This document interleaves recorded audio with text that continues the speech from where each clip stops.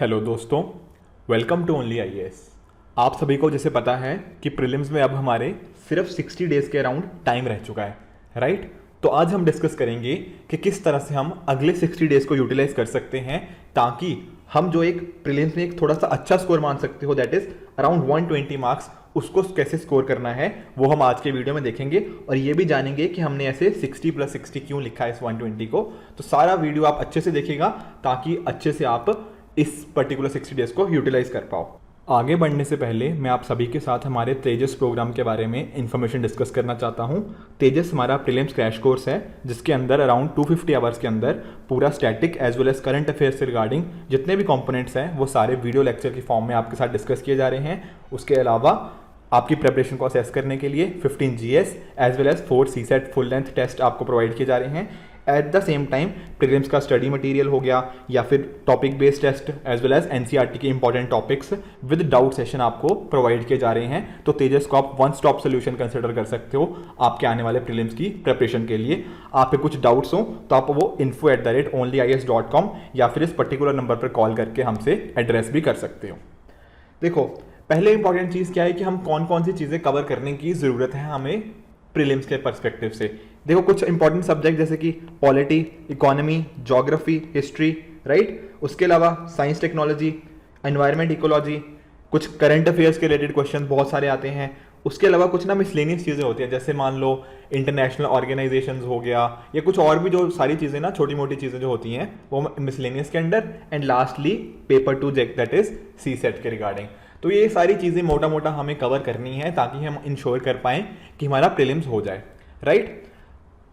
अब आपको जैसे पता है कि पिछले साल का ट्रेंड एनालिसिस एक बार ना नोटिस कर लेते हैं कि कितने क्वेश्चंस किस चीज़ से पूछे जाते हैं। तो ज़रा नोटिस करो, जैसे फॉर एग्जांपल पहले 3 कंपोनेंट देखो, पॉलिटी, इकोनॉमी और हिस्ट्री। इसमें से अराउंड 14 क्वेश्चन, 15 क्वेश्चन, 20 क्वेश्चन। और ये पिछले 4-5 सालों में ना आप देखोगे तो सिमिलर सा ही ट्रेंड रहा है कि लगभग 15 क्वेश्चन कुछ पॉलिटी से आते हैं, 15 के आसपास ही इकोनॉमी से एंड 20 के आसपास हिस्ट्री से। 1-2 क्वेश्चन ऊपर नीचे हो जाते हैं बट मोर और लेस यही चीज़ है। और अगर मैं इन तीनों को ऐड कर देता हूं ना, पहले 3 कंपोनेंट्स को, that is polity, economy, history, ये बनते हैं टोटल हमारे पास लगभग 50 क्वेश्चंस, ठीक है। और जो बाकी चीजें बच गई that is geography, current affair, science, technology, environment, ecology, ये बन जाते हैं बाकी के 50 क्वेश्चंस, ठीक है। अब जैसे देखो, हिस्ट्री हो गया, इकोनॉमी, पॉलिटी, इन पे ना आपको स्टैटिक के अंदर बहुत आपको अच्छे होना पड़ेगा। दैट इज यहाँ पे कंसेप्चुअल नॉलेज आप सबको बहुत अच्छी होनी चाहिए इन 3 सब्जेक्ट्स के अंदर। और जो बाकी सब्जेक्ट हैं जैसे मान लो साइंस, टेक्नोलॉजी, ये काफ़ी हद तक ना करंट अफेयर्स के साथ रिलेटेड है। जैसे फॉर एग्जांपल हो गया नैनो टेक्नोलॉजी, बायोटेक्नोलॉजी, ये चीज़ें बार बार न्यूज़ में आती रहती हैं एंड उस वजह से ये चीज़ें और इंपॉर्टेंट होती रहती हैं। उसी तरह से इन्वायरमेंट, इकोलॉजी का भी कुछ स्टैटिक पार्ट भी है but at the same time current से भी बहुत सारी चीज़ें पूछी जाती हैं कि जैसे कौन सा नेशनल पार्क कहाँ पर है अकॉर्डिंगली उस रिगार्डिंग क्वेश्चंस। उसके अलावा ज्योग्राफी में भी कुछ मैप बेस्ड क्वेश्चन आपको प्रैक्टिस करने की बहुत ज़्यादा ज़रूरत है, राइट। तो ये चीज़ें अगर मैं मान के चलूँ कि ये जो 50 क्वेश्चन है, अगर आपकी इन तीनों की कंसेप्चुअल नॉलेज अच्छी है, पॉलिटी, इकोनॉमी एंड हिस्ट्री की, तो एटलीस्ट आपके 30 से ज़्यादा क्वेश्चन इसमें अंदर सही होने चाहिए। 30 क्वेश्चन सही होने का मतलब मेरा ये नहीं है कि 30 सही और 20 गलत, इसका मीनिंग है कि एटलीस्ट 60 मार्क्स, ठीक है ना। पॉजिटिव नेगेटिव सब मिला के मैं बोल रहा हूं कि 60 मार्क्स के अराउंड आप at least polity, economy and history के थ्रू स्कोर कर सकते हो। एंड अगर आप इन बाकी सब्जेक्ट्स में अच्छे हो जो थोड़ा करंट अफेयर्स के साथ लिंक रखते हैं, वहां पर भी आप 60 मार्क्स से ज़्यादा अराउंड स्कोर कर सकते हो। तो इस तरीके से ना आप थोड़ा डिवाइड कर सकते हो कि 60 मार्क्स मेरे यहाँ से आ सकते हैं, 60 यहाँ से आ सकते हैं। तो जो मैं अगर 120 मार्क्स सोच के चल रहा हूँ तो कहीं ना कहीं इस तरीके से मैं उसको डिवाइड करके उस पर्टिकुलर मार्क्स के आसपास स्कोर कर सकता हूँ।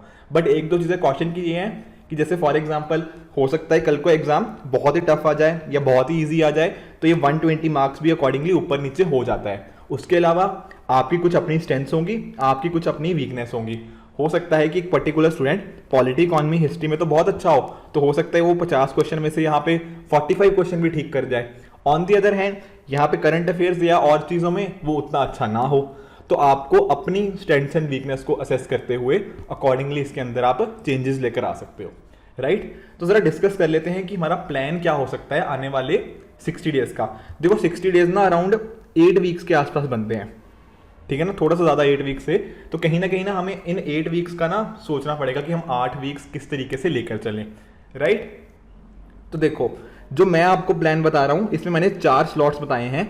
आप अपने इंपॉर्टेंस के हिसाब से आप किस तरीके से पढ़ते हो, इन स्लॉट्स को कम या ज़्यादा भी कर सकते हो डिपेंडिंग कि आपके पास कितना टाइम है, बट मोटा मोटा आप इस चीज़ को आप मान के चल सकते हो। देखो फॉर एग्जांपल कि मान लो कि आप ना ऐसे स्टूडेंट हो जो कि एक वीक में एक सब्जेक्ट पढ़ना स्टार्ट करते हो, तो आप क्या कर सकते हो, दिन के 2 स्लॉट्स आप दे सकते हो, मान लो पॉलिटी को दे दो, ठीक है ना। फिर जो थर्ड स्लॉट है ना, वहां पर आप क्या कर सकते हो, यहां पर आप करंट अफेयर से रिलेटेड चीजें भी देख सकते हो, ठीक है। एंड जो आखिरी स्लॉट रह गया स्लॉट 4, वहां पर आप चीजों की रिवीजन कर सकते हो, ठीक है ना, एमसीक्यू प्रैक्टिस कर सकते हो, राइट। या फिर जो कुछ भी करंट से रिलेटेड या फिर जो थोड़ा मिसलेनियस चीजें होंगी, इंटरनेशनल ऑर्गेनाइजेशन, ये सारी चीजें पढ़ सकते हो।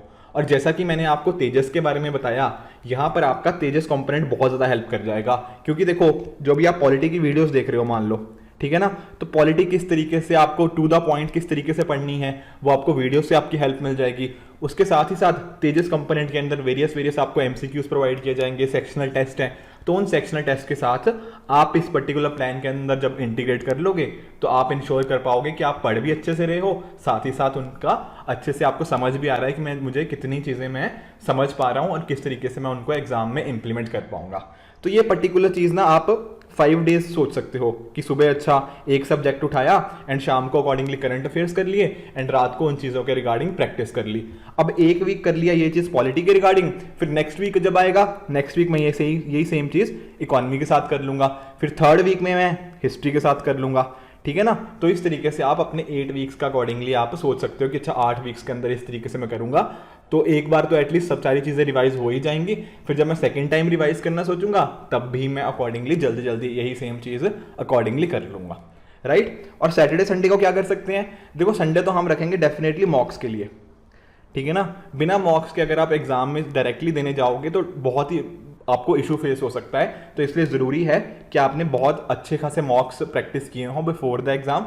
तो आप संडे एटलीस्ट मॉक्स को देना डेफिनेटली, एंड इसके बाद का इसका एनालिसिस आप इसका देख सकते हो, ठीक है ना। अभी हम अराउंड 2 महीने दूर हैं, तो अभी आप स्टार्ट कर सकते हो एटलीस्ट एक मॉक के साथ, बट ओवर द टाइम आपको ये 2 मॉक्स वीक पर वीक आप कर सकते हो, ठीक है। और जिन स्टूडेंट का देखो सीसेट वीक है तो वो लोग अपने सैटरडे में सीसेट को इंक्लूड कर सकते हैं। इसके साथ ही साथ जो पूरा वीक में पढ़ा है उसकी एक क्विक रिवीजन अगर आपको करनी हो, साथ ही साथ आप एक सेक्शनल टेस्ट यहाँ पर आप दे सकते हो, ठीक है ना। जैसा कि मैं आपको तेजस के रिगार्डिंग बता रहा था कि तेजस में ये सारे के सारे कंपोनेंट्स आपके कवर कर लिए गए हैं, ठीक है।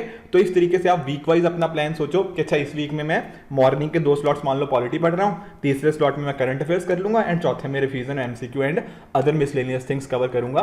तो अगर आप इस तरीके से हर वीक का सोच के चलोगे तो 8 वीक्स के अंदर आप ये चीज़ें कवर कर सकते हो, राइट। इंपॉर्टेंट चीज़ है कुछ और, देखो एक तो काम माइंड आपको मेंटेन रखना है। यहाँ पे क्या होता है आज के टाइम पे बहुत ज़्यादा एंग्जाइटी होने लग जाती है कि अब तो 2 महीने रह गए हैं, पता नहीं मैं क्या कर रहा हूँ, क्यों कर रहा हूँ, कैसे कर रहा हूँ, तो थोड़ा समझ नहीं आता। तो एंग्जाइटी को अपने काम कंट्रोल करना है एंड एक काम माइंड के साथ अगर आप पढ़ते जाओगे तो डेफिनेटली आप एक अच्छा स्कोर करने की तरफ एम कर सकते हो। उसके साथ ही अपने सोर्सेज को लिमिट करना है। इस टाइम पर होता क्या है कि हम अक्सर ये सोचते रहते हैं कि अच्छा वो XYZ बुक भी मैं पढ़ लेता हूँ, ये भी पढ़ लेता हूँ, वो भी पढ़ लेता हूँ। ऐसा नहीं करना, सोर्सेज को जितना लिमिटेड रखोगे उतना ही एफिशिएंट यूज टाइम का आप कर पाओगे। उसके साथ ही सोशल मीडिया से थोड़ा सा दूरी बना लोगे इस टाइम पे तो थोड़ा बेटर है, क्योंकि काफ़ी ज़्यादा टाइम हमने देखा है कि बहुत सारे स्टूडेंट सोशल मीडिया की वजह से वेस्ट कर देते हैं। उसके साथ ही साथ मॉक्स मल्टीपल प्रैक्टिस करते रहो ताकि रेगुलर फीडबैक भी मिलता रहे, जैसा मैं आपको तेजस कंपोनेंट के बारे में बता रहा था। उसके साथ ही साथ आपको जो लास्ट फ्यू डेज होंगे ना उनमें कोशिश करना कि मॉक ना दो। जैसे फॉर एग्जांपल की एग्जाम है आपका 5 जून को, ठीक है ना, तो मान लो 25 मई तक आपको जितने मॉक्स देने होंगे दे लेना। उसके बाद से लास्ट के जो 7-8 दिन है ना उसमें कोशिश करना कि मॉक ना दो। होता क्या है कई बार कि आपके मान लो अगर मॉक में लास्ट जो मॉक दिया उसमें मार्क्स आ गए कम, तो हमारा कॉन्फिडेंस हो जाता है नीचे। अब कॉन्फिडेंस नीचे हो जाएगा तो जब 5 जून को एग्जाम आएगा तो हम उसमें शायद उतना अच्छा परफॉर्म ना कर पाएं, राइट। तो इसलिए लास्ट के 1 वीक में आप सोचो कि वहां मॉक नहीं देना, जितने मॉक प्रैक्टिस करने हैं उसके पहले ही प्रैक्टिस कर लो। और क्योंकि अब थोड़ा कम टाइम बचा है तो आपको कोशिश करनी है कि 10 घंटे ट्राई करो डेली पढ़ने की, ठीक है ना। ओवर द टाइम उसको बढ़ाते रहो। जिन स्टूडेंट्स का ऑलरेडी अच्छा है वो और ज़्यादा कोशिश कर सकते हैं इसके चीज़ को पढ़ने की। तो सोर्सेज को लिमिटेड रखोगे तो टाइम को एफिशिएंटली यूटिलाइज भी कर पाओगे। जैसे फॉर एग्जांपल कुछ अपना जैसे स्टैंडर्ड बुक्स जो आपने ऑलरेडी पढ़ रखी हैं या फिर जो ओनली आईएएस की तरफ से आपको डिफरेंट बुक्स दे रखी हैं, चाहे वो उड़ान के रिलेटेड हो या जो भी डिफरेंट बुकलेट्स हैं, आप उनके थ्रू भी अपनी रिवीजन क्विकली कर सकते हो, राइट। तो ये सारी चीजें थी। आई होप आपको ये प्लान अच्छा लगा होगा।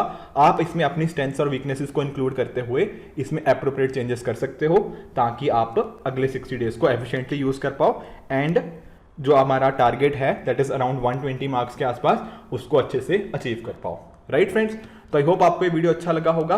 Keep working hard, goodbye and good luck.